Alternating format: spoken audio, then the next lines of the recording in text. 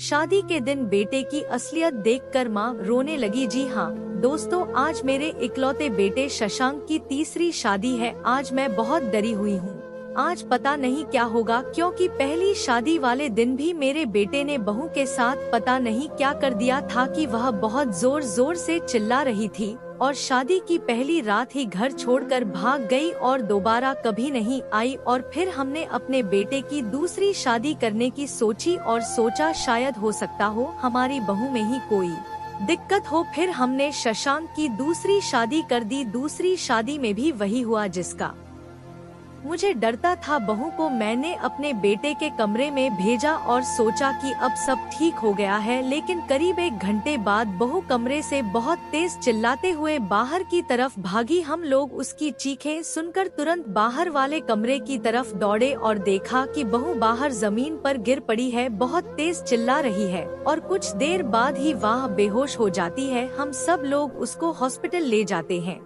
और फिर कई घंटे बाद उसको होश आता है। हम बहू से पूछते हैं कि बेटा क्या हुआ था कमरे में जो तुम्हारी ऐसी हालत हो गई, लेकिन वह कुछ भी नहीं बोलती है। और डॉक्टर कहते हैं कि आप अपनी बेटी को ले जा सकते हैं।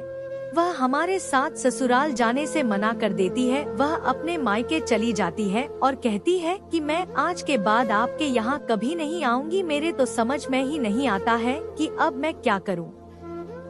अपने बेटे से पूछती हूँ तो वह कुछ बोलता ही नहीं है और बातें टाल देता है। जब ज्यादा फोर्स करो तो वह घर छोड़कर चला जाता है। इसी रात से पर्दा उठाने के लिए आज मैं अपने बेटे की तीसरी शादी कर रही हूँ। मैं देखना चाहती हूँ कि आखिर उस कमरे में होता क्या है जो बहू दोबारा उस कमरे में जाने को तैयार नहीं होती है। आखिर मेरा बेटा उनके साथ करता क्या है। और मैंने अपनी तीसरी बहू को बड़ी मुश्किल से इस शादी के लिए मनाया है। मैंने उसे वादा किया है कि मैं तुमको कोई भी मुश्किल नहीं आने दूंगी। हम लोग बस देखना चाहते हैं कि आखिर वहाँ पर होता क्या है, और जैसे ही कुछ गलत होगा हम लोग तुरंत ही तुमको बचा लेंगे। यह बातें सुनकर वह शादी के लिए मान गई है। शादी की सारी रस्में हो जाने के बाद मैंने अपनी बहू को अपने बेटे के कमरे में भेजा और मैं भी उस कमरे में चुपचाप एक कोने में छुप गई और इंतजार करने लगे कि कब मेरा बेटा आएगा। मैंने बाहर भी कई लोगों को खड़ा कर दिया था और कह दिया था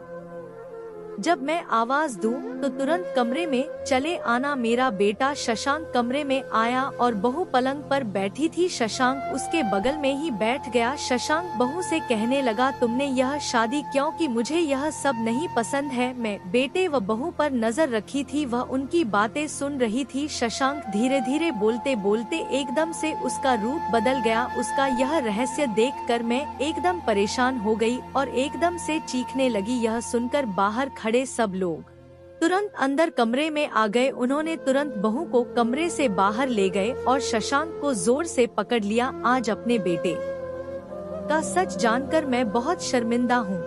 मैं फिर एक बड़े से डॉक्टर के पास गई और उनको उस रात की सारी बात बताई कि उस रात को जब मेरे बेटे ने बहू को देखा तो वह एकदम से गुस्सा हो गया था। उसकी आंखें एकदम लाल हो गई थी। वह बहू के कपड़े फाड़ने लगा था। वह एक भयानक शैतान की तरह लग रहा था कि मानो जैसे बहू को खा जाएगा। डॉक्टर ने बताया कि उसको एक खास बीमारी है जिसमें वह लाल जोड़े में किसी भी लड़की को देखता है तो वह ऐसा ही व्यवहार करता है। हमने कई महीनों तक उसका इलाज किया और वह पूरी तरह से ठीक हो गया। आज शशांक के 2 बच्चे भी हैं।